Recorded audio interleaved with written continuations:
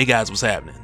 So with us getting back into the Philip K. Johnson Hulk series, we've now reached the next stage of the Hulk taking over Bruce's body, with the Hulk giving Bruce a taste of his own medicine. So with that said, let's get into it. But first, if you're enjoying these videos, make sure to drop a like, subscribe if you're new to the channel, and don't forget to hit that bell up top to get all notifications so we can squad up in the comments for the first hour. Alright, so coming back, we pick up with Bruce making his way to Las Vegas, Nevada, after taking the advice of Suman Guru, the Flesh Weaver, who told Bruce he would find what he needs to save Charlie here. And as it would seem at this time, it looks like Bruce has pretty much made it to Vegas, and he's just hitching a ride to get closer into the city, but very quickly we find out that things aren't exactly what they seem here. Cause while Bruce is trying to hitch a ride into town, a hulked out 18-wheeler comes racing towards him, with bright gamma headlights running him off the road, which right here takes us to where Bruce really is in this moment, which is locked away once again since he's still in his Hulk form. And this is why when we covered the Blood Hunt tie-in, I put a bit of emphasis on how it ended with the Hulk leaving and heading towards Las Vegas, Nevada, because this once again places Bruce in a type of cage or prison. But now things are changing, because while he's here, he speaks to someone next to him, who at first Bruce believes to be Rick Jones. And I mean, we'll talk about who it actually is in a minute. But this person tells Bruce, back again? It gets harder every time, huh? Finding your way out of here. When this started, you just had to outrun something scary, or make it till morning. But the way back is almost closed now. Once it is closed, the Hulkscape will be all there is for you. And as soon as he says this to Bruce, we zoom out and we see their cages hanging off a tree on the back of this huge Hulk in what is now being referred to as the Hulkscape, with it taking over Bruce's mindscape. And while Bruce is here, he doesn't fully understand everything that he's seeing, but instead his main focus is getting out of here so he can get back to the real world and save Charlie. So while he's in this cage on the back of this thing, he tells the stranger the two of them gotta get out, cause back in the real world, Charlie needs him and the Hulk.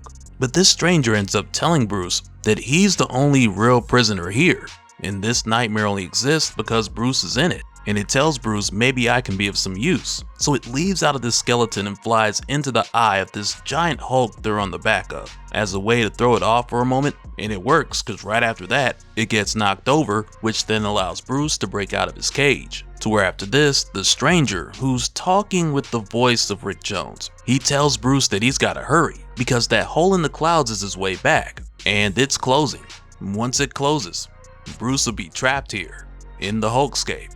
So Bruce hurries to make his way to that light so he can get back to the real world. But along the way, he starts to hear the voice of the Hulk, saying things like puny Banner, puny, weak, stupid. And following this, the stranger starts to ask Banner, what happened?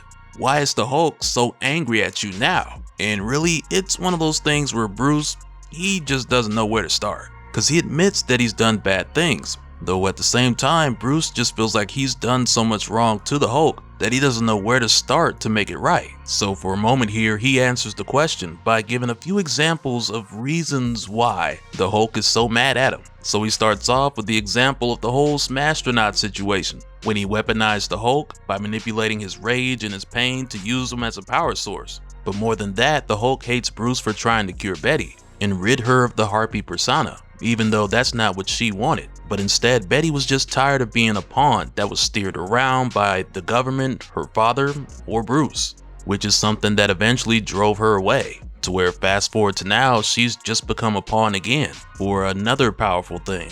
But as Bruce continues to make his way throughout the Hulkscape towards that light in the clouds, that's his only way out, he notices how the Hulk is taking over and trying to lock him away completely, just like Bruce has done to him.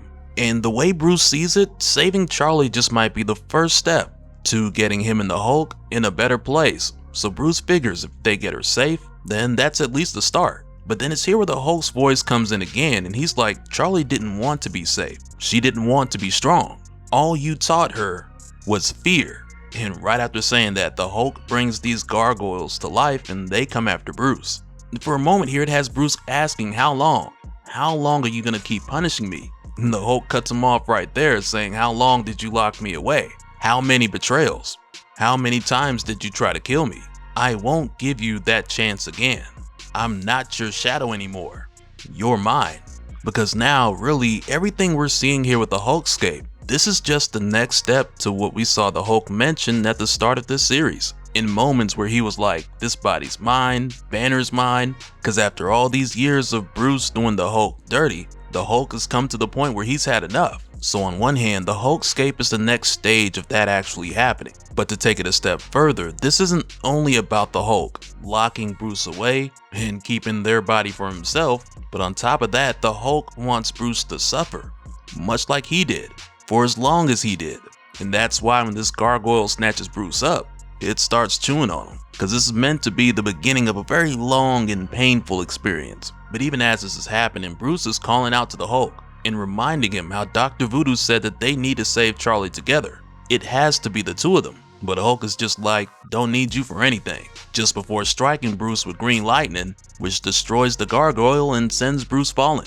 And when he lands, the stranger comes back, telling Bruce that he's only got a little bit further to go, with the opening being just ahead. So Bruce continues to make his way to it. But when Bruce makes his way to the light, and I mean it comes to the point where he's standing right in front of it, it's here where this stranger reveals who he really is. And as it turns out, this stranger was the Hulk the whole time.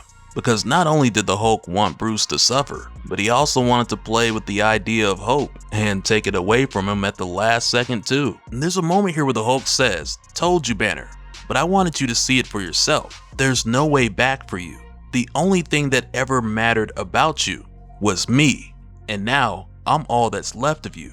As it just starts raining gamma meteors, knocking Bruce off of this broken building, causing him to descend into darkness. And this was really just a messed up way of the Hulk allowing Bruce to go through something that seemed like the routine path to make his way to the real world, only to snatch that away from him at the last second. But while Bruce is here in the dark, the next thing he hears is the voice of Betty. So right away he's like, nope, this is another trick. You're the Hulk, I'm not falling for that again. But Betty goes on to tell him, no, it's actually her. The Hulk can't see her and he doesn't know that she's here.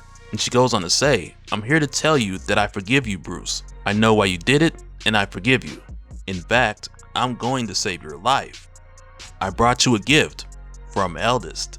Hulk believes he's the strongest one there is. He's wrong. There are things in the dark that are stronger. Hulk is going to Las Vegas to save Charlie. And maybe he will, but the only way he can do it is by making her a monster. And as soon as Bruce hears this, he's like, no, the Hulk wouldn't do it. Not even him. But Betty stops Bruce right there and she asks him, do you know where the soul of Charlene Tidwell is right now? Trapped in the purgatory of her own nightmares, running through a forest that never ends, from a monster that will never tire. You've doomed that girl. The only one who can bring her back as she was is Eldest. When Hulk reaches the Temple of Lycana, you'll be faced with a choice. Either condemn Charlene Tidwell to a monstrous inhuman existence, or cut the mark of the Eldest into your flesh and give up the Hulk. So now this leaves Bruce with a choice that he has to make. And I mean, neither option is a good one, if we're honest here. But yet again, Bruce's hand is being forced to make a decision for someone else, whether that be for the Hulk or for Charlie, because their fates lie in the balance of what Bruce decides to do next. And to make things even trickier, it's not like Bruce can just say, okay, I'm gonna do what I believe is right. Because like we've seen time and time again, even when he does that, someone else is affected. Whether it's the Hulk on numerous occasions, or Betty when he tried to cure her, or even his cousin, Jennifer Walters, who Bruce turned into the She-Hulk after trying to save her life. Which I imagine is the reason why Betty led with the whole I forgive you thing here. So yeah, when Bruce gets to that temple, whatever decision he makes, it's gonna piss somebody off. And so now real quick, I want to give a special shout out to all the patrons. Thank you guys for all of your support. And for anyone who's new here who wants more information on how to support the channel, I got a link below where you can go to patreon.com/dopespill. But that'll do it for this one, guys. Let me know your thoughts down in the comments below, and we'll do it again on the next one. Alright, later.